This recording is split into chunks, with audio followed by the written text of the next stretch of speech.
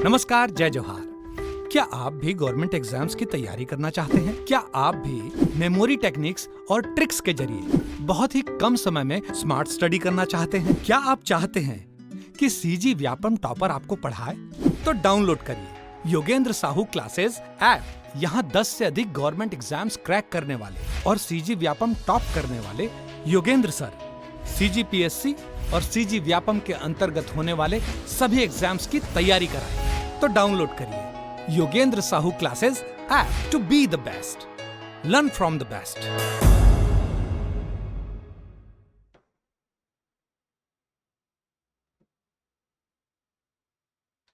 नमस्कार दोस्तों, आप सभी का स्वागत है योगेंद्र साहू ऑनलाइन क्लासेस में। मैं हूं आकाश चंद्राकर और जो एनटीपीसी की हमारी सीरीज चल रही थी जिसमें हम लोग फिजिक्स को डील कर रहे थे, आज उसका ये नेक्स्ट चैप्टर होने वाला है जिसमें लाइट का ये दूसरा पार्ट होगा और लाइट से संबंधित जो बाकी क्वेश्चन रह गए थे लेंस से रिलेटेड या फिर रिफ्रैक्शन से रिलेटेड एंड देन बाकी स्कैटरिंग या फिर डिस्पर्सन, उन सभी चीज़ों के क्वेश्चंस आज हम करने वाले हैं। तो ये सीरीज शायद थोड़ी दिन के लिए रुक गई थी क्योंकि बीच में हम लोग अवेलेबल नहीं थे, तो रिकॉर्डिंग लगातार नहीं हो पा रही थी, इस वजह से अब ये लगातार फिर से आपकी सीरीज चलते जाएगी। तो ज़्यादा से ज़्यादा वीडियोस को शेयर करते रहना ताकि जो स्टूडेंट्स तैयारी कर रहे हैं उन तक ये वीडियो पहुंच पाए। और जो भी मैं क्वेश्चन पूछता हूँ उनके जवाब जरूर दीजिएगा, साथ में लाइक जरूर करना ताकि मेरा मोटिवेशन लगातार बढ़ते रहे। उससे कुछ फ़ायदा नहीं है, बस मुझे मोटिवेशन मिलता है कि आप लोगों को चीज़ें पसंद आ रही है। ठीक, तो आज से हमको आज जो पढ़ना है लाइट के प्रकाश के दूसरे पार्ट के बारे में पढ़ना है। दूसरा ये आपका पॉइंट होने वाला है जिसमें आपके लगभग 40 क्वेश्चन के आसपास होंगे। ठीक, जिसमें से पहला क्वेश्चन हम लोग पढ़ते हैं। क्या बोला कि आवर्धक शीशा मैग्नीफाइंग ग्लास होता है, क्या होता है? उत्तल लेंस होता है, उत्तल दर्पण होता है, अवतल लेंस होता है, अवतल दर्पण होता है। ऐसे ही क्वेश्चन आपके पूरे रेलवे के एग्जाम में आएंगे, चाहे वो एलपी हो, एनटीपीसी हो, ग्रुप डी हो, टेक्नीशियन हो, ठीक है, ग्रेजुएट लेवल हो चाहे अंडर ग्रेजुएट लेवल हो, सभी में इसी प्रकार के प्रश्न देखने को मिलेंगे। तो केवल एनटीपीसी बोलकर हम ये सीरीज लेकर आए क्योंकि स्टूडेंट का माइंडसेट ऐसे काम करता है कि इसके लिए लिखा है तो इसी के लिए काम आएगा। दरअसल वैसा नहीं होता है। एक चीज मैं पहले क्लियरिफाई कर देता हूं, आप साइंस अगर पढ़ रहे हो तो किसी भी चीज का साइंस पढ़ो, आपके काम का रहेगा। वो कैसा भी एमसीक्यू हो, कैसा भी थ्योरी हो, वो काम का रहेगा ही रहेगा। ठीक है, क्यों? क्योंकि हम जो पढ़ते हैं वो हमें 12th लेवल तक का पढ़ के चलना पड़ता है। तो उस लेवल तक का आपका जो भी मटेरियल है वो सारा चीज आप पढ़ सकते हो। तो ये केवल एनटीपीसी नहीं, रेलवे के और भी अदर एग्जाम में, और अगर स्टेट लेवल के भी एग्जाम दिलाते हो, साइंस आ रहा है तो भी ये काम आएंगे। तो ये पहले ध्यान में रख लेना। ठीक, अब मैग्नीफाइंग ग्लास बोल रहे तो भैया एक कॉन्वेक्स जो लेंस होता है, उत्तल लेंस होता है, इसी का यूज करते हैं। मैग्नीफाइंग ये क्या करता है, चीजों को बढ़ाकर दिखा देता है। जो हमारा माइक्रोस्कोप होता है उसमें इसी मैग्नीफाइंग ग्लास मतलब उत्तल लेंस का यूज किया जाता है। किसका? उत्तल लेंस का प्रयोग किया जाता है। अवतल कभी भी नहीं करेंगे, कॉन्केव कभी भी नहीं करेंगे, हमेशा कॉन्वेक्स उत्तल लेंस का प्रयोग करते हैं। अगला प्रश्न है, 1.2 सेंटीमीटर ऊंचाई की एक वस्तु दर्पण से 60 सेंटीमीटर की दूरी पर वास्तविक प्रतिबिंब पाने के लिए 20 सेंटीमीटर फोकसीकरण के अवतल दर्पण से 30 सेंटीमीटर पहले रखी हुई है। प्राप्त प्रतिबिंब की ऊंचाई क्या है? इंग्लिश में बता देता हूं आपको। An object of height 1.2 centimetre is placed 30 centimetre before a concave mirror, मतलब अवतल दर्पण, of focus 20 centimetre to get a real image at a distance of 60 centimetre. 60 centimetre की दूरी पर हमें इमेज प्राप्त करना है फ्रॉम द मिरर, दर्पण से। What is the height of the image obtained? क्या प्राप्त होगा, उसका ऊंचाई क्या प्राप्त होगा प्रतिबिंब का, इमेज का, ये पूछ रहा है। ऐसे एक प्रश्न बहुत आते हैं रेलवे के एग्जाम में और बहुत इंपॉर्टेंट है ये क्वेश्चन, मैं पहले बता देता हूं क्यों। क्योंकि दर्पण दो प्रकार के पढ़ते हो आप, उत्तल और अवतल। दोनों के नेचर पता होने चाहिए। अवतल दर्पण या लेंस कभी पूछे, इसका जो फोकस लेंथ होता है ये हमेशा क्या होता है, नेगेटिव होता है। और जब कॉन्केव के बारे में, सॉरी कॉन्केव है, कॉन्केव के बारे में हमेशा नेगेटिव रहेगा। और कॉन्वेक्स या उत्तल के बारे में पूछे, कॉन्वेक्स बोले या उत्तल के बारे में पूछे, तो हमेशा इसका फोकल लेंथ, चाहे लेंस हो चाहे दर्पण हो, पॉजिटिव होता है। इतना तो आपको ध्यान में होना चाहिए। जब ये ध्यान में है तो आगे की चीजें आपके के लिए आसान हो जाती। क्यों? क्योंकि इसने बोला एक कॉन्केव मिरर था, ये मान के चलते हैं भैया कॉन्केव मिरर है धसा हुआ, इस पर बोल रहा है कि 60 सेंटीमीटर दूरी पर प्रतिबिंब प्राप्त करना है। ठीक है, इसका 20 सेंटीमीटर क्या है, फोकस लेंथ बता रखा है, 20 सेंटीमीटर बता रखा है। एक 30 सेंटीमीटर की दूरी पर वस्तु रखा हुआ है जिसका हाइट कितना 1.2 है, तो इसका बताओ बोल रहे हैं, ऊंचाई बताओ बोल रहे हैं। अब सिंपल, एक तो फोकस दूरी वाला फॉर्मूला तो 1/f = 1/u + 1/v। दर्पण में दोनों के लिए, उत्तल हो चाहे अवतल, समान होता है। कॉन्केव हो या कॉन्वेक्स समान होता है, फोकल जो आपका फॉर्मूला होता है वो। बट यहां पर पूछ रहा है कि भैया प्रतिबिंब की ऊंचाई, तो उसमें तो उस फॉर्मूले में तो कहीं पर ऊंचाई की बात होती नहीं है, तो कैसे पता चलेगा? तो भैया एक और फॉर्मूला होता है मैग्निफिकेशन का, आवर्धन क्षमता का, एम से डिनोट करते हैं। ये क्या होता है? ये होता है height of image upon height of वस्तु ऑब्जेक्ट, या फिर यही और किसके बराबर होता है? ये होता है आपके distance of image upon distance of object. तो ये इस m को इसके द्वारा भी दर्शाते हैं, इस रेशियो के द्वारा या इस रेशियो के द्वारा। तो जब इसी को इन दोनों के बराबर दर्शा सकते हैं तो ये दोनों आपस में बराबर होंगे। अब यहां से वैल्यू पुट करके हम बना सकते हैं वैल्यू पुटिंग मेथड से। कैसे समझते चलो, सीधा सा आपको पूछा गया है, क्या पूछा गया? हाइट ऑफ इमेज पूछा है, जिसको मैं x मानकर चलता हूं। और हाइट ऑफ इमेज जब भी अवतल दर्पण के लिए बोले ना नेगेटिव होता है। सर कैसे बोल दे रही हो? ऐसे मैंने पढ़ाया हुआ है, अगर आप पढ़ना चाहते हो, अच्छे तरीके से तैयारी करना चाहते हो तो कोर्स के साथ जुड़ सकते हो। हमारे एनटीपीसी का कोर्स हम लोगों ने लॉन्च किया, उसके साथ जुड़कर आप इसको अच्छे तरीके से समझ सकते हो।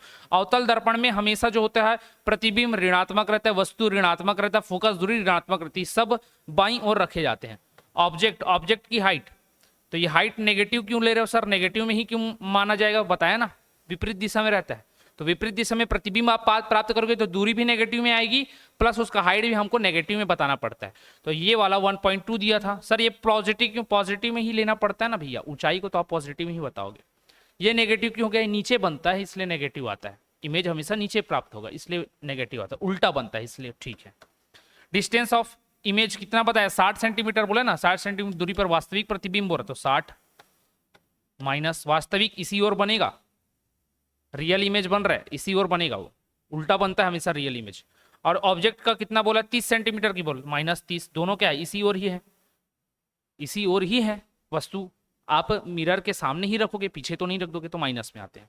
अब सॉल्व करोगे तो माइनस माइनस तो पहले कैंसिल, ये 30 से 2 बार में गया, तो x बराबर क्या दिख रहा है आपको? माइनस का x इक्वल टू क्या दिख रहा है? 2.4 दिख रहा है, 1.2 गुना 2 2.4। तो वैल्यू ये x को हम लोग पॉजिटिव लेंगे तो ये क्या हो जाएगा? माइनस इधर 2.4 हो जाएगा, पक्षांतर कर दिए ना, इधर उधर दोनों तरफ पक्षांतर कर दिए, तो क्या होगा? Minus 2.4 centimetre. आपका राइट आंसर हो जाएगा ऑप्शन नंबर ए। ठीक, तो माइनस क्यों लेना है मैं पहले बताकर चल रहा हूं, क्योंकि उल्टा बनता है, वास्तविक प्रतिबिंब हमेशा उल्टा प्राप्त होगा। जब उल्टा प्राप्त होता है अवतल दर्पण में तो नीचे की ओर है, नीचे की ऊपर वाला पॉजिटिव सेक्शन होता है, नीचे वाला नेगेटिव जी। तो ऊपर वाला पॉजिटिव 1.2 था, नीचे बनेगा तो नेगेटिव में लेना पड़ता है, तो नेगेटिव 2.4। इसमें ऑप्शन में पॉजिटिव में भी 2.4 होगा, ऑप्शन डी में कभी नहीं मारना, नेगेटिव ही आंसर होता है इसका। ठीक, चलो आगे चलते हैं। अब ये कैसे याद होगा? फॉर्मूला आपको याद होना चाहिए आवर्धन क्षमता की, प्रतिबिंब की ऊंचाई बटे वस्तु की ऊंचाई। एक तो ये फॉर्मूला होता है हाइट अपॉन हाइट वाला, और दूसरा होता है प्रतिबिंब की दूरी बटे वस्तु की दूरी, v अपॉन u वाला। चलो, एक आवर्धक साधारण आवर्धक ग्लास में निम्न शामिल है, मतलब simple magnifying glass consist of एक उच्च फोकल लंबाई के उत्तल lens, convex lens of high focal length, छोटी फोकल लंबाई के अवतल लेंस, उच्च फोकल लंबाई के अवतल लेंस, या छोटी फोकल लंबाई के उत्तल लेंस। क्या होते हैं इसमें? तो जब भी ऐसा प्रश्न आए ना जिसमें मैग्नीफाइंग ग्लास के बारे में बोला जाए, तो हमेशा मैग्नीफाइंग जो ग्लास होता है उसमें हम लोग हमेशा उत्तल लेंस का यूज करते हैं। तो अवतल वाले तो पहले ही कट गए, तो आपका उत्तल लेंस यहाँ था, उत्तल लेंस यहाँ था। अब पूछा जाए हाई फोकल लेंथ होता है कि लो, तो भैया इसमें ना फोकल लेंथ शॉर्ट होता है, छोटा होता है। छोटा फोकल लेंथ होगा ना तो करीब की चीजों को ज्यादा देख पाएगा, फोकल लेंथ ज्यादा तो दूर की चीजों को अच्छी देख पाएगा। तो फोकल लेंथ छोटी होती है मैग्नीफाइंग करने के लिए, मैग्नीफाइंग करने के लिए फोकल लेंस को छोटा करना पड़ता है। तो छोटी फोकल लंबाई के उत्तल लेंस का यूज किया जाता है मैग्नीफाइंग ग्लास में, पहले क्वेश्चन में भी बताया था। अब फोकल लेंथ के बारे में भी डिस्कस कर लिए, ज्यादा या कम। अगला है वास्तविक सूर्योदय से 2 मिनट पहले सूर्य दिखना और वास्तविक सूर्यास्त के लगभग 2 मिनट बाद तक सूर्य के दिखने के कारण के लिए जिम्मेदार ठहराया जा सकता है। किसे किसे ठहराया जा सकता है? इंग्लिश ट्रांसलेशन शायद नहीं हुआ, ठीक है। तो भैया वास्तविक सूर्योदय मतलब एक्चुअल जब सन राइज हो या सन सेट हो तो 2 मिनट पहले ये दिखना चालू हो जाता है हमें। इस टाइप का आपको दिखता होगा, ये आकाश है, मान के चलो ये बादल ऐसे ऐसे बने हुए हैं, ये बादल ऐसे ऐसे बने हुए हैं, ठीक है। इस आसमान में आपको ऐसे लालिमा दिखने चालू हो जाती, लाल लाल लाल लाल लाल लाल ऐसे दिखना चालू हो जाता है। कारण क्या है पूछ रहे, क्या कारण है कि ये दिखना चालू हो जाता है 2 मिनट बाद तक? सूर्य दिखने के कारण क्या है? निकलने से पहले और डूबने के बाद भी क्यों दिखते रहता है? तो ये होता है आपका रिफ्रैक्शन। क्या होता है? आपका रिफ्रैक्शन होता है। यहां पर कभी भी आप स्कैटरिंग नहीं मारोगे। क्या नहीं मारना है आपको? स्कैटरिंग नहीं मारना है। स्कैटरिंग कब दिखता है? जब भी सूर्योदय और सूर्यास्त होने वाला रहता है तो पूरा आसमान आपका लाल लाल लाल लाल दिखता है, सूर्य के चारों तरफ लाल लाल दिखाई देता है, ऑरेंज दिखाई देता है, वो होता है स्कैटरिंग, प्रकीर्णन। लेकिन उगने से पहले और डूबने के बाद भी 2 मिनट तक अगर दिखाई दे रहा है तो होता है आपका रिफ्रैक्शन। क्या होता है? रिफ्रैक्शन। तो वायुमंडलीय प्रतिबिंब होता है, वायुमंडलीय पानी की बूंदों से उत्पन्न होने वाले आर्थिक प्रतिबिंब होते हैं, वातावरण में मौजूद पानी की छोटी बूंदों से सूर्य के प्रकाश के फैलाव होते हैं, या फिर वायुमंडलीय अपवर्तन, तो रिफ्रैक्शन होता है। ठीक है, ये चेंज नहीं हो पाया शायद। क्या होता है? ये वायुमंडलीय अपवर्तन, रिफ्रैक्शन होता है। क्या होता है? रिफ्रैक्शन होता है, याद रखना। क्या होगा भाई? रिफ्रैक्शन होता है, ध्यान में रखना। क्या होता है? रिफ्रैक्शन। रिफ्रैक्शन। आपको पीडीएफ कहां पर मिलेगा मैं पहले बता देता हूं। ये पीडीएफ आपको टेलीग्राम चैनल पर मिलेगा। कहां पर मिलेगा? Telegram channel, Yogendra Sahu online classes के नाम से हमारा टेलीग्राम चैनल है, उसको आप ज्वाइन कर लीजिए। वहां पर सारे जितने भी हम एमसीक्यू कराते हैं उनके पीडीएफ वहां पर आपको मिल जाएंगे। तो रिफ्रैक्शन होता है, एटमॉस्फेरिक रिफ्रैक्शन होता है, ये ट्रांसलेट आपको होकर मिल जाएगा, ध्यान रखना। ठीक, अगला प्रश्न, निम्नलिखित में से कौन सा प्रकाश के अपवर्तन का उदाहरण नहीं है? प्रकाश के अपवर्तन का उदाहरण नहीं है तो क्या क्या है पहले समझ लो। इंद्रधनुष है क्या? हाँ, इंद्रधनुष का निर्माण होता है, फॉर्मेशन ऑफ रेनबो। प्रकाश के अपवर्तन के कारण पूर्ण आंतरिक परावर्तन, टोटल इंटरनल रिफ्लेक्शन भी होता है उसमें, आपका वर्ण विक्षेपण भी होता है, डिस्पर्जन भी होता है उसमें, तीनों चारों घटनाएं होती है। तारों का टिमटिमाना ये भी होता है, इसका उदाहरण है। कौन सा नहीं है पूछ रहा तो मैं बता दे रहा हूं, ये भी होता है। कारण क्या है? वायुमंडल जो वैक्यूम में रहता है वहां पर निर्वात है, कुछ भी नहीं है, लेकिन जैसे वायुमंडल बोलता हूं, अंतरिक्ष में वैक्यूम है, निर्वात है, कुछ भी नहीं है, लेकिन जैसे हमारी एटमॉस्फेयर पर एंटर करता है इसका रिफ्रैक्शन होता है, तो इसलिए टिमटिमाता हुआ प्रतीत होता है। मानव आंख द्वारा छवि का निर्माण, ये भी क्या है? ये मानव आंख द्वारा छवि का निर्माण आपके रिफ्रैक्शन का ही है। ठीक है, अस्त होते हुए सूर्य का रंग लाल दिखाई देना, ये आपका स्कैटरिंग होता है। क्या होता है? ये स्कैटरिंग। तो राइट आंसर ये हो जाएगा, ये आपके रिफ्रैक्शन का उदाहरण नहीं है, तो किसका है? स्कैटरिंग का है, प्रकीर्णन का है, ध्यान में रखना।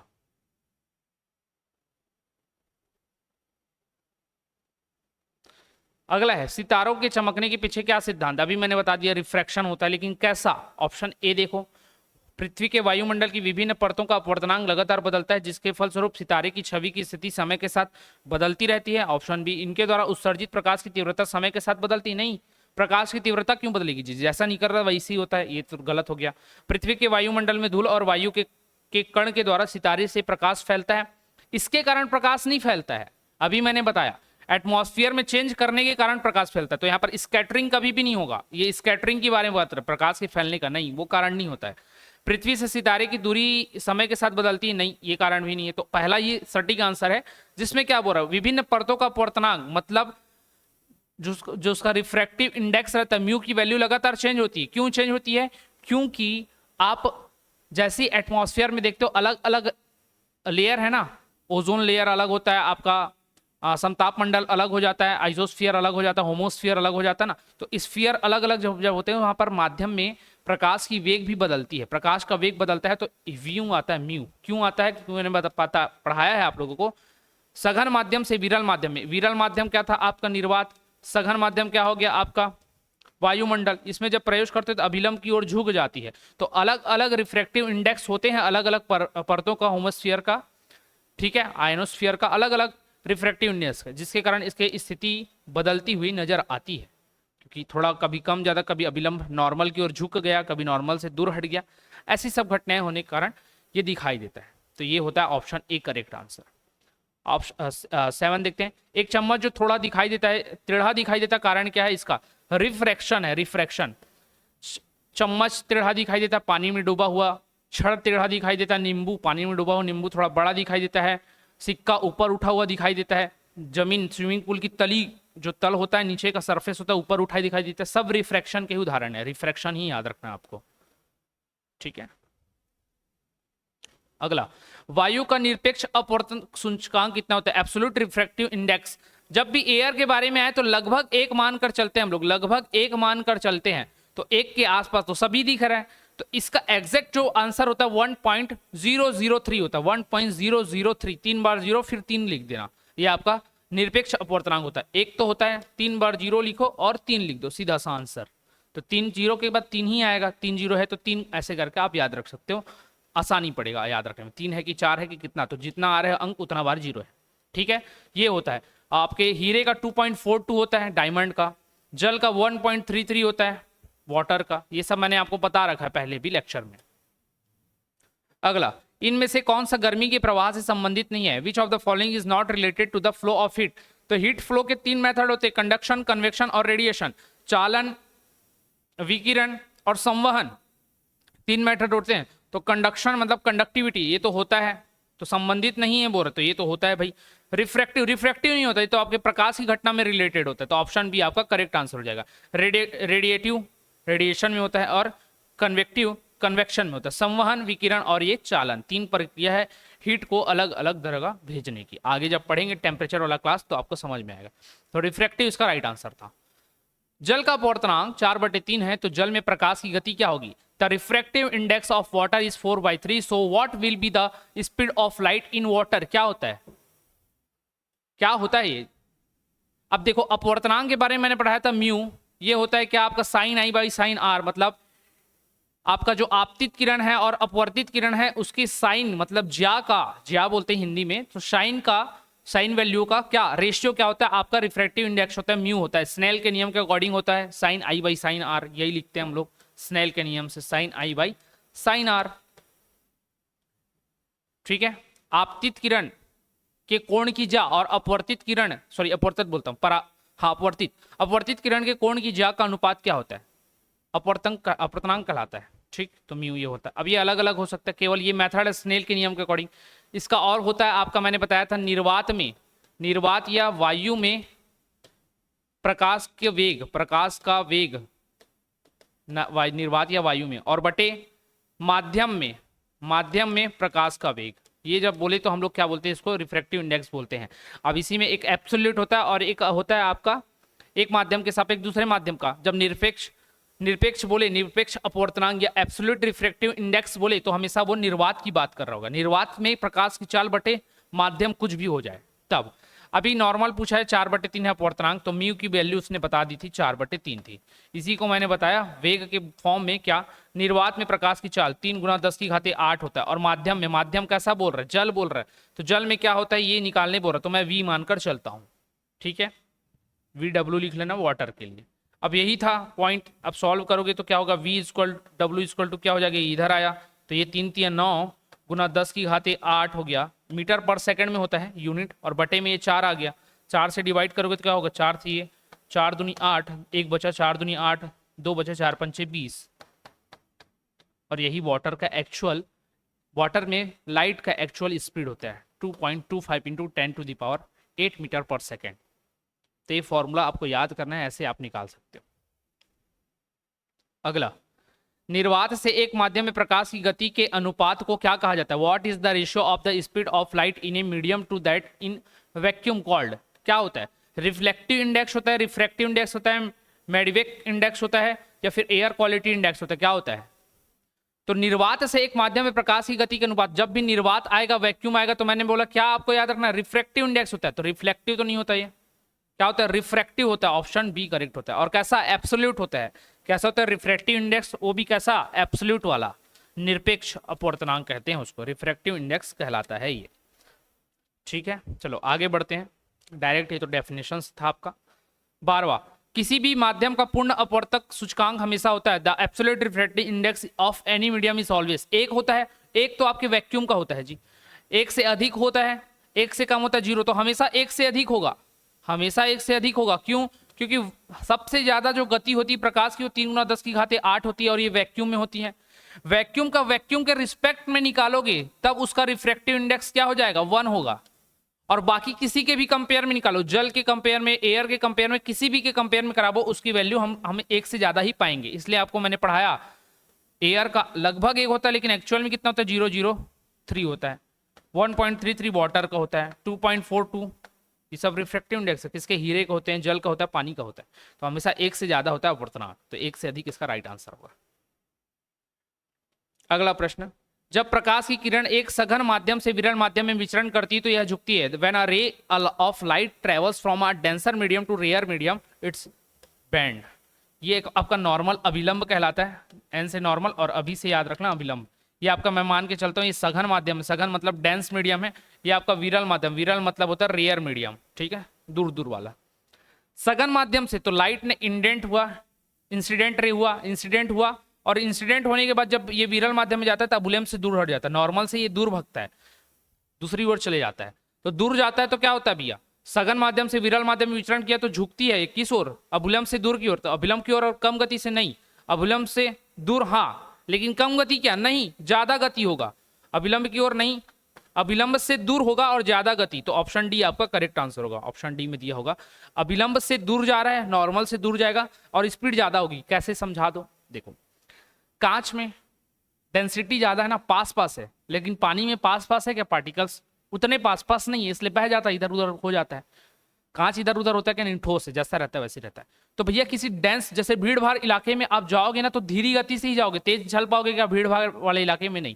वैसे ही प्रकाश भीड़ भाड़ मतलब सघन माध्यम में धीरे चलता है, लेकिन विरल माध्यम खाली खाली जगह रहेगा तो आप इजिली मूव कर पाओगे, तो ये भी इजिली मूव कर पाता है। तो विरल माध्यम में गति बढ़ जाती है और अभिलंब से हमेशा दूर हटेगी। कारण क्या है, जब भीड़ भाड़ वाला इलाका है ना तब चिपके चिपके चलोगे, लेकिन खाली इलाका है तो आप दूर चलोगे। और ये उल्टा केस होता, अगर विरल से सघन में गया तो, और विरल से अगर सघन में चले गया, रेयर मीडियम से अगर डेंस मीडियम में जा रहा है तो ये अभिलंब की ओर झुक जाता है और उसकी गति धीमी हो जाती है क्योंकि डेंस मीडियम है। तो इसका ऑप्शन डी करेक्ट आंसर था, अभिलंब से दूर होता है और तीव्र गति होती है। अगला प्रश्न, पानी से भरे एक गिलास में रखा गया नींबू गिलास की बगल से देखने पर इसके वास्तविक आकार से बड़ा प्रतीत होता है, इसका कारण क्या, अभी मैंने समझाया था। क्या होता है, प्रकाश का अपवर्तन, रिफ्रैक्शन ऑफ लाइट होता है, याद रखना, रिफ्रैक्शन ऑफ लाइट। रेलवे के एग्जाम में आपको बहुत ज्यादा मात्रा में देखने के मिलेगा इसके उदाहरण, क्योंकि ये शिफ्ट में चलने वाले एग्जाम होते हैं तो बहुत ज्यादा मात्रा में इसके उदाहरण पूछे जाते हैं। हीरे का निरपेक्ष अपवर्तनांक कितना है पूछ रहे हैं, absolute refractive index of diamond क्या होगा, 2.42। किसी से छुपा है क्या ये, नहीं, सबको तो मैंने पढ़ा कर रखा है आपको, 2.42 ही होगा। अगला, निम्नलिखित में से किस विकल्प का माध्यम दृष्टिगत रूप से सघन होता है, which of the following option has a medium that is visually less dense. तो दृष्टिगत रूप से कौन कम डेंस होता है, कौन होता है, हवा, टर्पेंटाइन, और क्या क्या ऑप्शन दिया देख लो पहले, बेंजीन, पानी। अरे भाई जब भी हवा दिखे ना, सबसे रेयर मीडियम होता है आपका वैक्यूम, और वैक्यूम के बाद आता है आपका एयर। पूछा ना दृष्टिगत रूप से कम सघन, कम सघन मतलब कम डेंस होगा, कम डेंस का मतलब रेयर मीडियम, रेयर मीडियम का होगा आपका एयर होगा सबसे कम। चलो आगे, वायुमंडलीय अपवर्तन के कारण, वायुमंडलीय अपवर्तन के कारण सूर्योदय और सूर्यास्त में लगभग कितने समय की देरी हो सकती है। जब भी रिफ्रैक्शन होगा ना तो 2 मिनट बाद तक आपको, जब भी रिफ्रैक्शन होगा ना 2 मिनट बाद तक आपको क्या होगा, सूर्योदय और सूर्यास्त देखने को मिलेगा। तो 2 मिनट की लगभग देरी हो जाती है, कितने की, 2 मिनट की देरी होती है। सिंपल सा प्रश्न था ये, 2 मिनट याद रखना, लगभग की बात है। सूर्य के वास्तव में अभी क्या होता है सर, तो ये मैंने बता दिया था, निकलने से पहले आपको लालिमा दिखाई देगी और डूबने के बाद भी लालिमा दिखाई देगी, यही होता है ये, ठीक है। तो आपको लगेगा कि 2 मिनट पहले वो सूर्य निकल चुका है या डूब चुका है, लेकिन वो होता नहीं है वैसे। सूर्य से के वास्तव में क्षितिज के ऊपर से गुजरने और हमारे द्वारा पृथ्वी पर इस छवि को देखने में सक्षम होने के बीच का समयांतर कितना था। What is the time interval between the sun actually passing above the horizon and us being able to see its image on the earth. मतलब वो बोल रहा है कि एक्चुअल में जब सूर्य निकलेगा और हम जब देखेंगे उसके बीच में कितने का डिफरेंस हो सकता है। ऑप्शन दिए 10 मिनट, 8 मिनट, 4 मिनट, 2 मिनट। कोई ये दिमाग ज्यादा मत लगाने देना कि 8 मिनट हमारे पास आने में समय लगता है सूर्य की किरण का, तो हम 8 मिनट बाद देखेंगे उसको करके, गलत है ये, ठीक है, ये मत मारना। एक्चुअल होता है अभी भी 2 मिनट, 2 मिनट का वो समय है एक्चुअल, अभी भी वो 2 मिनट का समय होता है, जिसके कारण क्या होता है, हमको एक्चुअल समय अंतराल लगता है देखने में, ठीक है। तो क्षितिज के ऊपर से गुजरने हमारे द्वारा पृथ्वी पर इसकी छवि देखने में सक्षम के बीच का समय अंतराल कितना होता है, 2 मिनट का समय होता है। वो जैसे जैसे निकल रहा है आपको धीरे धीरे निकलते हुए दिखेगा, आप पहले देख पा रहे हो लेकिन एक्चुअल में वो 2 मिनट बाद निकलता है, ठीक। तो 2 मिनट का समय था। तो ये क्वेश्चन और वो क्वेश्चन सेम था, बस प्रश्न का लैंग्वेज अलग अलग था। अगला है, प्रकाशिक तंतु किस सिद्धांत पर कार्य करता है, on which principle does the optical fibre works. Diffusion करता है क्या, विसरण करता है क्या, टोटल इंटरनल रिफ्लेक्शन करता है, स्कैटरिंग करता है, रिफ्रैक्शन करता है, क्या करता है। तो ये ऑप्शन बी करेक्ट आंसर होगा, टोटल इंटरनल रिफ्रैक्शन करता है कौन, प्रकाशिक तंतु। अब जो प्रकाशिक तंतु इस प्रकार की होती है ट्यूब, ये बहुत सारे हजार मिलियंस नहीं थाउजेंड्स ऑफ रे से, फाइबर से मिलकर बना होता है, जो ऐसे जिग जैग मोशन करते हुए सिग्नल को आगे भेजता है, तो सिग्नल किस फॉर्म में रहेगा, प्रकाशिक फॉर्म में रहेगा। तो total internal reflection, total internal reflection का मतलब क्या होता है कि अगर कोई प्रकाश अंदर गई है तो वो बार बार उसी माध्यम में ऐसे टकराकर चलती जाएगी, यही टोटल इंटरनल रिफ्लेक्शन होता है। तो बहुत तेजी से किसी भी सिग्नल को भेजने के लिए इसका यूज करते हैं।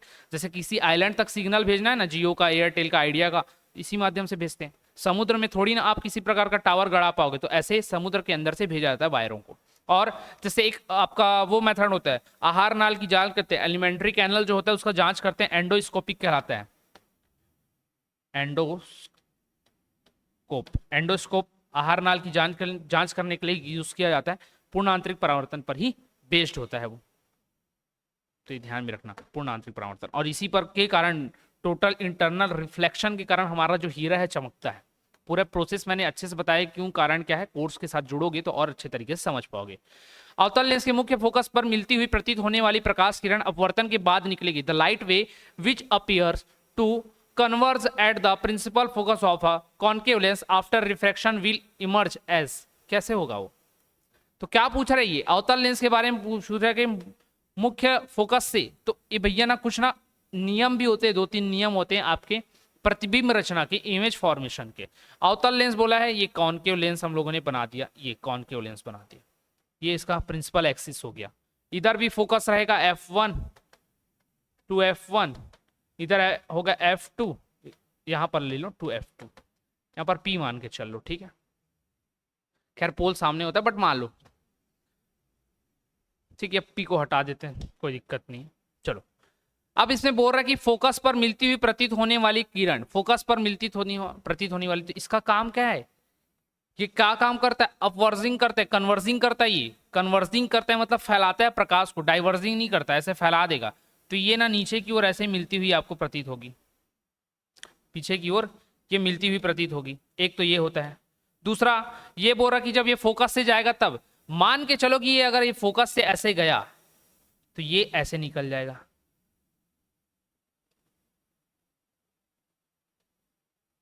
ये ऐसे। तो जब भी अवतल लेंस में कोई प्रकाश किरण, लाइट रे अगर फोकस से होकर गुजरती है तो कहां से, वही बोल रहा मुख्य फोकस पर मिलती हुई प्रतीत अगर होती है, प्रतीत होगी मतलब मान के चलो पीछे की ओर बढ़े या जैसे भी बढ़े, अगर वो प्रतीत होती है फोकस की ओर मिलती हुई, तो अपवर्तन के बाद कहां निकलेगी, तो मुख्य अक्ष के समानांतर निकलती है, पैरेलली वो ऐसे निकलने लगती है, पैरेलली निकलती है, ठीक है, याद रखना कैसे निकलेगी, ये पैरेलली निकलती है। अगला, वह लेंस जो बीच में पतला और परिधि के पास मोटा होता है क्या कहलाता है, सिंपल सी बात है। बीच में क्या बोल रहे हैं, पतला, परिधि पर मोटा, ये देखो बीच में पतला, यहां पर मोटा है, क्या है ये, कॉन्केव लेंस है, क्या है, कॉन्केव लेंस।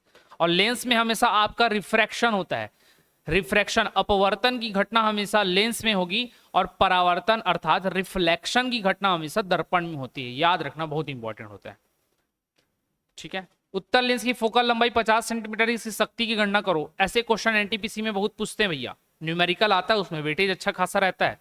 उत्तल लेंस की फोकस लंबाई, मैंने बोला लेंस बोले या दर्पण बोले, अगर उत्तल बोला है तो फोकल हमेशा क्या होगा, फोकल लेंथ पॉजिटिव होगा, तो पॉजिटिव ही लिखा देख लो, नहीं तो नेगेटिव लिखता, नहीं लिखता तो आपको लेना पड़ता, अगर वहां पर अवतल लिख देता या कॉन्केव लिख देता। हमको दिया कॉन्वेक्स लेंस, तो पॉजिटिव में ही लेंगे।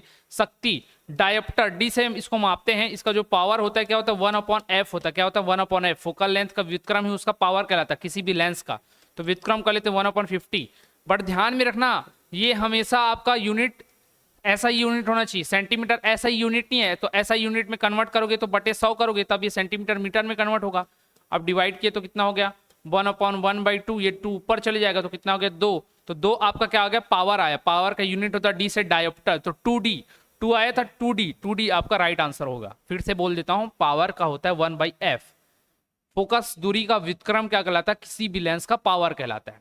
जब उत्तल बोला है तो पॉजिटिव होगा, अगर अवतल बोलता तो नेगेटिव होता, कॉन्केव बोला है तो नेगेटिव होता और कॉन्वेक्स बोला है तो पॉजिटिव होता, तो पॉजिटिव में था। ये सेंटीमीटर में नहीं होना चाहिए, हमेशा मीटर में होना चाहिए, तो मीटर में मैंने कन्वर्ट किया तो 1/2 आया, 1/2 से डिवाइड किया तो 2 ऊपर आया, और 2 जो आया वो आपका पावर था, और उसको दर्शाने के लिए यूनिट डायोप्टर का यूज करते हैं, तो 2D राइट आंसर था। अगला प्रश्न, परावर्ती किरणों के वास्तविक प्रतिच्छेदन द्वारा निर्मित प्रतिबिंब जो हम स्क्रीन पर देखते हैं क्या होता है, the image form by the actual intersection of the reflected rays which we see on the screen is, क्या होता है, वर्चुअल होता है, इमेजिनरी होता है, इक्विलेटरल होता है, रियल होता है। तो रियल देखते हो भैया आप, जब भी कोई चीज आप थिएटर जाओ या कहीं पर भी आप देखते हो ना, तो रियल चित्र को देखते हो। किसको देखते हो? रियल चित्र को देखते हो। और यही घटना आपकी किस में होती है? आंखों पर भी होती है। आंखों पर भी घटना मतलब ये बार बार ऐसे टकराएगा नहीं, लेकिन आप किसी चीज को देख रहे हो तो वहां पर रियल इमेज बनता है, उल्टा बनता है, रियल इमेज बनता है। यहां पर भी हुई थी। अगला, जब एक वस्तु को उत्तल लेंस की 2f1 स्थिति पर रखा जाता है तो छवि का आकार क्या होगा? सिंपल सा प्रश्न था, कुछ नहीं याद रखना है आपको। सिंपल, क्या प्रश्न था? उत्तल लेंस बोला, ये बना दो उत्तल लेंस। उत्तल लेंस बना दिए। ये बीच में मोटा होता है और किनारों पर पतला होता है। अवतल लेंस क्या होता है? बीच में पतला और किनारों पर मोटा होता है। ठीक, यहाँ से एक मुख्य प्रिंसिपल एक्सिस गया। यहाँ पर मैं अगर f1 2 मानता हूँ तो यहाँ पर 2f2 होगा। यहाँ पर f1 मानता हूँ तो यहाँ पर क्या होगा? 2f1 होगा। सिंपल। बोला उसने 2f1 की स्थिति पर रखा जाता। अगर यहाँ पर कोई चीज रखे हो तो ऐसे जाएगा, ये फोकस से होकर गुजरेगा, ऐसे जाएगा, ये फोकस से होकर गुजरेगा, ऐसे जाएगा, ये फोकस से होकर गुजरेगा। कन्वर्जिंग लेंस होता है ये। जैसे कि वहां पर मैंने बताया वो डाइवर्जिंग लेंस होता है, डाइवर्स करता है ना। ये वाला जो लेंस होता है, अगर ये प्रिंसिपल एक्सिस के ऐसे बराबर जाना है ऐसे डाइवर्स करेगा। सर आपने तो वहां पर फोकस से, तो प्रश्न में फोकस से बोला था, प्रश्न में बोला था फोकस से अगर गुजरेगा तो क्या होगा? पैरेलल निकल जाएगा।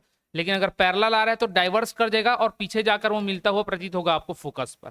वो अलग चीज था। ठीक, तो दोनों अलग अलग चीजें हैं। तो ये जो लेंस होता है ये डाइवर्जिंग लेंस होता है। कौन? Concave lens. और ये वाला जो लेंस होता है उत्तल लेंस, कॉन्वेक्स लेंस, एक कन्वर्जिंग लेंस होता है। देखो एक जगह लाकर एकत्रित कर रहा है, तो कहां पर करेगा? फोकस पर करेगा। फोकस पर करता है, पहला तो यही होता, फोकस पर करेगा आपका। तो फोकस पर ऐसे करता, ये आता पैरेलली आएगा, ये गया पैरेलली, एक लाइन, एक फोकस से ऐसे गया, फोकस से गया। ठीक है, चलो और इसको हटा देते हैं, कुछ लाइनों को हटा देते हैं पहले ताकि आपको और समझ में आए। तो एक ही लाइन में ले जा रहा हूं, ऐसे सीधा सीधा गया, ये फोकस से होकर गुजरा। ठीक है, फोकस से होकर गुजरा। और दूसरा लाइन क्या होता है? दूसरा लाइन होता है कि भैया ये अगर आपके टॉप से ऐसे निकला, कहां से निकला? बीच से निकला, यहाँ पर किसी ऑप्टिकल फेस से, तो ये टोटल सीधा सीधा नीचे की ओर जाता है, ऐसे नीचे की ओर जाएगा। और जहां पर एक दूसरे को काटेंगे वो पॉइंट होता है आपका 2f2 होता है। क्या होता है? 2f2। ठीक, यहाँ पर भले मैं डायग्राम में आगे पीछे बन गया होगा सेटअप, लेकिन याद रखना एक्चुअल जो डायग्राम बनेगा वो। ठीक है, बना ही देता हूँ ताकि आप एक्चुअली समझ पाओ। ऐसे ये जाएगा ना तो यहीं पर ये काटेगा, 2f2 जो पॉइंट था ना, ये 2f2 पॉइंट, वहीं पर वो काटेगा। तो वहीं पर जब काटेगा तो ये जो f1 और f2 है ना, उसकी मेन डिस्टेंस जो होती है लेंस की बीचों बीच की स्थिति से, मीन पोजीशन से बराबर होती है। मतलब f1 का डिस्टेंस और f2 का डिस्टेंस बराबर होता है। वैसे 2f1 का डिस्टेंस और 2f2 का डिस्टेंस बराबर होता है। तो जब ये बराबर घटना होती है ना, तो ये जिस हाइट का आपका ऑब्जेक्ट रहता है, वस्तु रहता है, उसी हाइट का आपका क्या बनता है? यहाँ पर इमेज बनता है। तो वही पूछा है, 2f1 स्थिति पर रखा जाए तो आकार क्या होगा? समान होता है। समान का मतलब होता है पूर्ववत। ये एबो नहीं आएगा, क्या आएगा? ये पूर्ववत आएगा। क्या आएगा? पूर्ववत आएगा। क्या आएगा? ये पूर्ववत आएगा। एज इट इज बनेगा, पहले के समान ही बनेगा, ध्यान में रखना। कुछ अलग अलग और स्थितियां होती हैं, जैसे आपके अवतल दर्पण की जो सारी की सारी स्थितियां, वो पूरा आप उत्तल लेंस में ले जाना, और जो उत्तल दर्पण की स्थिति है वो अवतल लेंस की स्थिति हो जाती है। बस नेमिंग चेंज होता है। वहां पर क्या नेमिंग चेंज होता है? पिछले क्लास में मैंने जो चार्ट बनाया था उसी चार्ट को ध्यान में रख के बनाना। जो वक्रता त्रिज्या बनेगा कहीं पर भी, सेंटर ऑफ कर्वेचर, तो लेंस में जब आते हैं तो 2f हो जाता है, तो 1 होगा, ये तो 2 होगा। और हमेशा 1 की तरफ ही वस्तु को रखा जाता है, वस्तु की प्रतिबिंब आपको 2 की तरफ प्राप्त होती है। ठीक, ध्यान रखना। जो आपका फोकस होता है वो फोकस अभी भी फोकस ही रहेगा। इसमें 2 फोकस होते हैं लेंस में, लेकिन तो फोकस f ही होगा। आपका इन्फिनिटी जो था इन्फिनिटी ही रहेगा, पोल जो था पोल ही रहेगा। तो ये बात को ध्यान में रखना। बस चेंज होता है आपका वक्रता त्रिज्या। वक्रता त्रिज्या जहां आएगा वहां पर भी 2f वाला पोजीशन रख लेना। बाकी सेम टू सेम जो अवतल दर्पण में बनता है उत्तल लेंस में बनेगा, और जो उत्तल दर्पण में बनता है अवतल लेंस में बनेगा। अगला, एक गोलाकार दर्पण और पतली गोलाकार लेंस प्रत्येक में -20 सेंटीमीटर की फोकस लंबाई है। माइनस बोला ना, माइनस बोलेगा, और गोलाकार बोल रहा है तो लेंस बोले या दर्पण बोले, गोलाकार ही रहते हैं, उसी को तो काट कर अलग अलग बनाते हैं हम लोग। ठीक, तो माइनस बोला ना तो ये हमेशा अवतल की बात करेगा। किसकी? अवतल की। अब वो अवतल लेंस भी होगा और दर्पण भी होगा। ऐसे परिदृश्य में निम्नलिखित में से कौन से कथन के सत्य होने की संभावना है? Spherical mirror and a thin spherical lens each have a focal length of -20 centimetre, which of the following is likely to be true in such a scenario? क्या होगा? दोनों उत्तल होंगे? नहीं, इसका तो भैया धनात्मक होता है, पॉजिटिव। अवतल दर्पण और लेंस उत्तल होगा? नहीं, दोनों नेगेटिव तो दोनों नेगेटिव तो दोनों क्या होंगे, अवतल होंगे। ऑप्शन डी करेक्ट हो जाएगा, ऑप्शन डी करेक्ट आंसर होगा, दोनों में नेगेटिव होता है। अगला प्रश्न, अवतल लेंस की नाभि लंबाई, नाभि लंबाई जब बोले ना है ना तो ये हिंदी वाले को ध्यान में रखना है, फोकल लेंथ के बारे में बात कर रहा है। फोकल लेंथ, फोकस दूरी को ही नाभि लंबाई बोला जाता है। अब किसको बोल रहा है, कॉनकेव की बोल रहा है, तो क्या बोलता है, कॉनकेव का हमेशा नेगेटिव होता है, तो ऋणात्मक। लेंस बोले या दर्पण बोले, अवतल दर्पण, कॉनकेव मिरर या कॉनकेव लेंस का जो फोकल लेंथ होता है हमेशा नेगेटिव होता है। और कॉन्वेक्स का क्या हो जाएगा, पॉजिटिव। अभिसरण का बिंदु, वह बिंदु जिससे लेंस में किरणें उत्पन्न होती प्रतीत होती उसे क्या कहते हैं। What is the point of convergence और the point from which the rays appear to emanate from a lens called. तो जब भी लेंस से ना, किसी भी लेंस की ऐसी बिंदु जहां से लगे कि लगातार वहां से प्रकाश उत्सर्जित हो रही है, वो पॉइंट कहलाता है आपका क्या, फोकस। क्यों, क्योंकि कोई भी पॉइंट जो होता है ना कन्वर्जिंग लेंस में क्या होता है भैया, कन्वर्जिंग लेंस में ऐसे जाकर मिलता है, तो यही एफ वाले पॉइंट से लगता है कि सारी प्रकाश आगे की ओर निकल रही है, तो वो फोकस बिंदु कहलाता है। क्या कहलाता है, फोकस कहलाता है। ध्यान में रखना, क्या कहलाएगा, फोकस कहलाएगा। अगला प्रश्न 28वां, लेंस बनाने के लिए निम्नलिखित में से किसका उपयोग नहीं होता है। तो भैया लेंस बनाने के लिए हमेशा पारदर्शक सतहों का यूज किया जाता है। किसका यूज किया जाता है, पारदर्शक सतहों का यूज किया जाता है। क्या मिट्टी पारदर्शक सतह के नहीं है, तो यही आपका राइट आंसर। पानी तो पारदर्शक होता है, कांच तो होता है, ये प्लास्टिक भी पारदर्शक होता है। अगर आप उसको पतले तरीके से बना रहे हो, तो किस तरीके से पतला बना रहे हो, तो वो आपका क्या होगा, पारदर्शक सतह ही कहलाएगा, अगर पतला बना रहे हो तो। चलो आगे चलते हैं, बहुत सरल सा क्वेश्चन था। एक लेंस जिसकी पावर 2D है, फोकस दूरी क्या होगी। अभी मैंने आपको फॉर्मूला बताया था इसका, अब भी मैंने इसके बारे में डिस्कस किया था। पावर इक्वल टू होता है 1/f किसी भी लेंस के लिए। तो पावर बोल रहे 2D है, पॉजिटिव है, ठीक बात है। 1/f निकाल सकते हैं, f इधर आएगा तो क्या हो जाएगा 1/2, 1/2 चेंज करोगे तो 0.5। अब मैंने बोला था कि ये डायोप्टर ऐसा यूनिट है, वैसे ही फोकल लेंथ है, लेंथ की ऐसा यूनिट मीटर होती है, तो आंसर हमेशा किस में आएगा, मीटर में आएगा।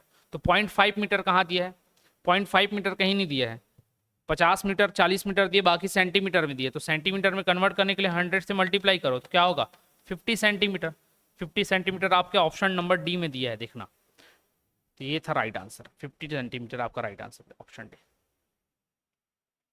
अगला प्रश्न क्या बोलता है, लेंस में नाभि बिंदु अथवा फोकस पॉइंट और दृष्टि या ऑप्टिक सेंटर के बीच की दूरी को क्या कहते हैं।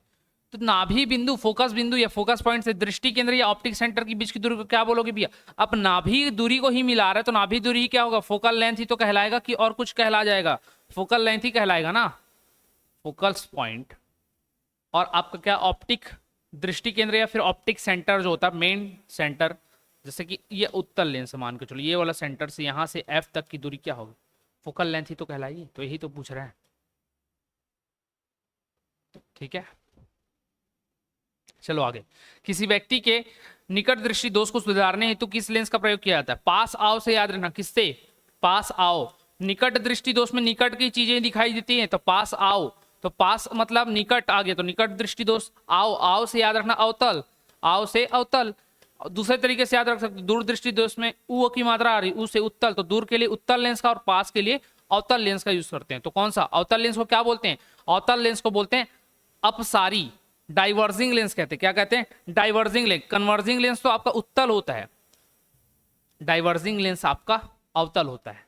लेकिन दर्पण में जस्ट उल्टा है, जो अवतल दर्पण है ना वो आपका क्या होता है, कन्वर्जिंग होता है, और उत्तल जो दर्पण होता है वो डाइवर्जिंग होता है। तो यहाँ पर लेंस के बारे में बोला तो डाइवर्जिंग लेंस होता है आपका अवतल। कॉनकेव, कॉनकेव जो होता है इसका यूज करते हैं, इसका कॉनकेव का यूज करते हैं मायोपिया में। मायोपिया बोलो या नियर साइडनेस बोलो, दोनों एक ही चीज। आगे, दो फोकस दूरियों वाले लेंस का उपयोग किससे पीड़ित व्यक्तियों के लिए किया जाता है, मायोपिया और हाइपरमेट्रोपिया दोनों। जब किसी व्यक्ति को इसे बोलते हैं जरा दृष्टि दोष बोलते हैं हिंदी में, जिसको दूर का भी नहीं दिख रहा हो, पास का नहीं दिख रहा हो। आदमी जब वृद्ध हो जाता है, बूढ़ा हो जाता है ना, उसको दूर और पास दोनों का नहीं दिखाई देता, तो उसके लिए double focus length, by focal length का यूज करते हैं। बाई फोकल लेंथ के लिए यूज करते हैं हम लोग जब उसको मायोपिया और हाइपरमेट्रोपिया दोनों हो जाए, हाइपरमेट्रोपिया दोनों हो जाए तब। दूरदृष्टि दोष से पीड़ित व्यक्ति के नेत्र में किसी वस्तु का प्रतिबिंब कहां पर बनेगा। ये भैया हमेशा रेटिना के पीछे प्राप्त होता है, रेटिना के पीछे। परफेक्ट पास में नहीं बन पाता, तो दूर की चीजों को तो देख पाता, लेकिन जैसे पास वाली चीजें आती है ना, उसके रेटिना के पीछे बनने लग जाता है। हमारे आंख में क्या लेंस होता है? उत्तल लेंस। ये क्या करता है? कन्वर्जिंग करता है, ऐसे हर चीजों को कन्वर्स करके फोकस पर लाएगा। और यहीं पर आपका होता है क्या? पर्दा, आंख का, कार्निया। अब यहीं पर सब बन रहा था, रेटिना, कार्निया जो भी है, इस पर बन रहा था आपका इमेज। अब इस पर बनते बनते क्या हुआ, जैसे ही वस्तु पास आने लगी, तो पास आने के कारण ये कन्वर्स नहीं कर पाता, कन्वर्स दूर करने लगता है ऐसे। कन्वर्स अब ये दूर करेगा तो दूर करेगा तो दूर बनेगा ना, पर्दे के पीछे बनता है, रेटिना के पीछे बनता है ये। और दान, नेत्रदान में क्या दान करते? कार्निया का दान करते, तो रेटिना के पीछे बनता है। रेटिना हमारा पर्दा होता है आंख का, जिस पर प्रतिबिंब बनता है। अगला प्रश्न, प्रकाश आंख में खाली स्थान से प्रवेश करती है, सिलियारी मसल से नहीं, ये तो लेंस को आगे पीछे करने का काम करती है, ये तो नहीं हो सकता। ऑप्शन दिया कार्निया, क्या कार्निया से करती है? कार्निया से करती क्या? बिल्कुल कार्निया से करती है। परितारिका लेंस ये सबसे नहीं करती, कार्निया से। कार्निया से अंदर जाएगी और रेटिना पर क्या बनाएगी? इमेज बनाती है। 34 का आपका राइट आंसर क्या हो जाएगा? कार्निया हो जाएगा। क्या हो जाएगा? कार्निया। इसी को व्यक्ति नेत्रदान में ध्यान करता है, नेत्रदान में इसी का, कार्निया का ही ध्यान करता है। थिएटर में 3D फिल्में देखते समय विशेष चश्मे पहनने होते, क्यों? While watching 3D movies in theater, we have to wear special glasses because चश्मे हमारी बाएं एवं दाएं आंखों को विभिन्न छवियों को देखने की अनुमति देता है।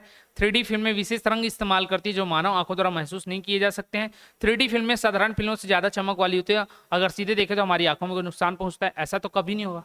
आपने 3D फिल्म देखा होगा, आपने चश्मा उतारा होगा, आपको इफेक्ट दिखना बंद हो जाता है, लेकिन आपकी आंख कभी खराब नहीं होती, ये तो पहले ही हट गया।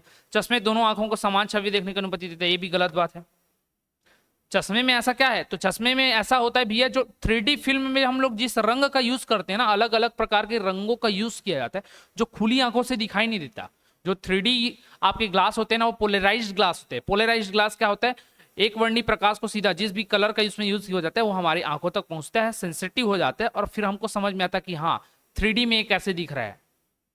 तो ये होता है 3D में देखने के लिए यार जो फिल्में बनती है विशेष रंग का इस्तेमाल करती है, जो मानव आंखों द्वारा महसूस नहीं किए जा सकते। इसलिए हम क्या करते हैं? उन 3D ग्लासेस का यूज करते हैं। बिना इस 3D ग्लास के देखोगे तो वो आपको इफेक्ट नहीं पता चलेगा, ठीक है? तो इसीलिए पहनते हैं हम लोग उस चश्मों को। और ये चश्मे किसके बने होते हैं? पोलराइज्ड चश्मे होते हैं, ठीक है? अगला 36वां क्वेश्चन, किस रंग का विचलन कोण सबसे अधिक होता है? सबसे कम होता है बोल रहा, सबसे कम। विचलन कोण मतलब भैया बदलना। विचलन कब होता है? डेविएशन कब होता है? जब किसी प्रकाश को आप प्रिज्म से, कौन सा प्रकाश? श्वेत प्रकाश, व्हाइट रे को ऐसे भेजते हो ना, तो ये क्या होता है? ऐसे अलग अलग 7 रंगों में, ऐसे अलग अलग जी 7 रंगों में बढ़ जाता है। 1 2 3 4 5 6 7 रंगों में बढ़ता है। तो जो सबसे कम डेविएशन होता है वो होता है आपके लाल रंग का। लाल रंग का विचलन सबसे कम होता है, और सबसे अधिक होता है बैगनी रंग का, वायलेट का। बैगनी रंग, वायलेट का सबसे अधिक डेविएशन होता है, और रेड का सबसे कम डेविएशन होता है। तो रेड आपका राइट आंसर होगा, option number D. Option number D correct answer हो जाएगा। रेड का सबसे कम डेविएशन होता है, और कम डेविएशन होने का कारण है इसका तरंग दैर्ध्य। इसका जो लैम्डा तरंग दैर्ध्य होता है, वेवलेंथ होता है, इसका वेवलेंथ सबसे अधिक होता है, सबसे अधिक वेवलेंथ होता है इसका। और सबसे कम वेवलेंथ किसका होता है? इसका बैगनी का वेवलेंथ कम होता है, वेवलेंथ कम होता है लैम्डा। लेकिन फ्रीक्वेंसी की बात करें तो इसकी फ्रीक्वेंसी कम होती है, और इसकी फ्रीक्वेंसी क्या होती है? अधिक होती है। ध्यान में रखना, जिस भी प्रकाश की किरण का अगर वेवलेंथ ज्यादा है फ्रीक्वेंसी कम होगी, और वेवलेंथ अगर कम है तो फ्रीक्वेंसी अधिक होगी। बार बार मैंने अपने लेक्चर में इसको बताया हुआ है, ठीक है? तो ये ध्यान में रखना। तो डेविएशन लाल कम होता है, सबसे अधिक किसका डेविएशन होता है बोलते तो वायलेट, बैगनी का होता है, वायलेट का, ठीक है? आगे, वर्णक्रम स्पेक्ट्रम के कौन से 2 रंग जिसके दोनों सिरों पर निर्माण करते हैं?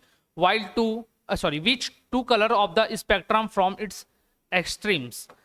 ये सीधी सी बात कर रहा है, अगर वर्णक्रम बनता है ना, जैसे अभी 7 रंगों में टूट गया, विक्षेपण हो गया, उसका डिस्पर्सन हो गया, तो डिस्पर्सन होने के कारण वो जो 7 रंग बनते हैं उसमें ऊपर और नीचे के 2 रंग कौन से होते हैं? सबसे ऊपर में होता है आपका लाल, और सबसे नीचे में क्या होता है? बैगनी।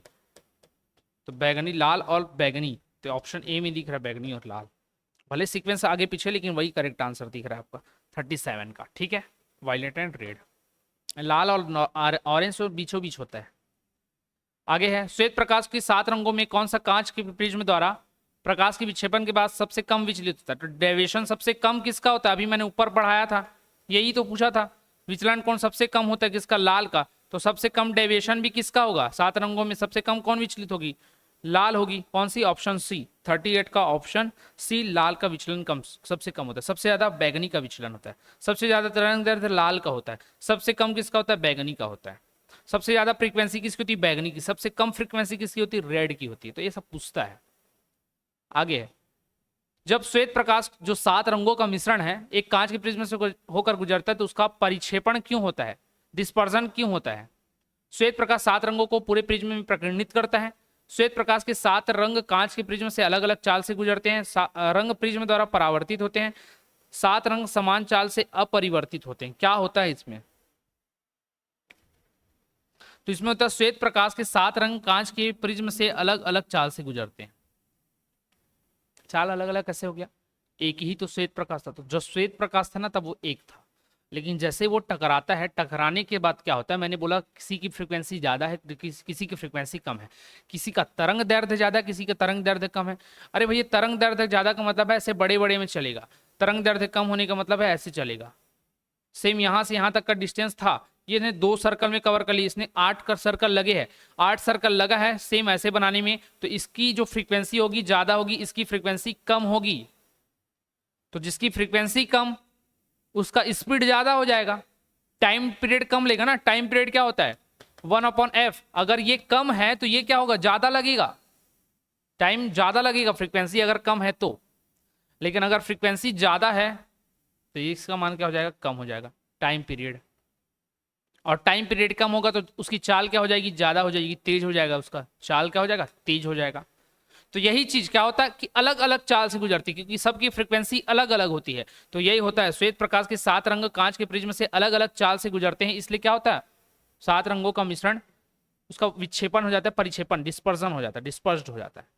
समझ में आया क्या बोल रहा हूँ? फिर से समझा देता हूँ। मैं बोल रहा हूँ कि अलग अलग 7 रंगों का फ्रीक्वेंसी अलग अलग होता है। जैसे बैगनी की फ्रीक्वेंसी सबसे अधिक है, लाल की सबसे कम है। अब जिसकी फ्रीक्वेंसी कम है उसका टाइम पीरियड क्या होगा जी? 1/f के अकॉर्डिंग टाइम पीरियड। इसकी फ्रीक्वेंसी कम है तो टाइम पीरियड ज्यादा लगेगा। टाइम पीरियड का मतलब क्या है? आवर्त, मतलब वो ज्यादा समय में किसी भी चीज को पार कर पाएगा। इसका कम समय में, ऐसे मान लो इसका कम समय में हो जाएगा, जल्दी जल्दी ऐसे बह जाएगा।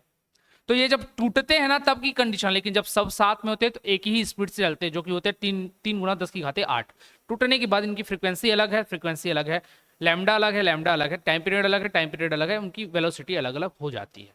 तो इस वजह से ये 7 प्रकाश अलग अलग चाल से गुजरते हैं। इससे रिलेटेड एक क्वेश्चन हम लोगों ने पहले लाइट वाले कॉन्सेप्ट में कर रखा है कि अगर इतनी उसकी वेलोसिटी होगी, इतना उसका चाल होगा तो उसका वेग क्या होता है। आगे, प्रकाश को प्रिज्म से गुजार कर स्पेक्ट्रम प्राप्त करने वाले पहले व्यक्ति कौन थे? Who was the first person to obtain a spectrum by passing light through a prism? तो कौन थे? पॉल विलार्ड थे, बेंजामिन फ्रैंकलिन था, आइजैक न्यूटन थे, प्यूरी क्यूरी। तो ये रेलवे का आंसर था। रेलवे में ये क्वेश्चन, ऐसे क्वेश्चन आते रहते हैं कि किसने पहले क्या खोजा, क्या किया। तो आइजैक न्यूटन, जिसने लॉ ऑफ मोशन दिया, लॉ ऑफ इनर्शिया दिया, न्यूटन साहब ग्रेविटी दिया, उन्होंने ये बताया था कि जब प्रिज्म से गुजरता है तो स्पेक्ट्रम प्राप्त होता है, 7 रंगों में टूटता है। तो आइजैक न्यूटन ये राइट आंसर है, ये ध्यान में रखना। तो इस प्रकार से ये आपके 40 क्वेश्चन लाइट 2 के होते हैं, इसको ध्यान में रखना है। किसके? लाइट के सेकंड था, जिसमें हम लोगों ने लगभग सभी चीज़ों को अब कवर कर लिया है। तो 2 पार्ट आपके लाइट थे, दोनों में आपके सारी क्वेश्चंस कवर हो चुके हैं।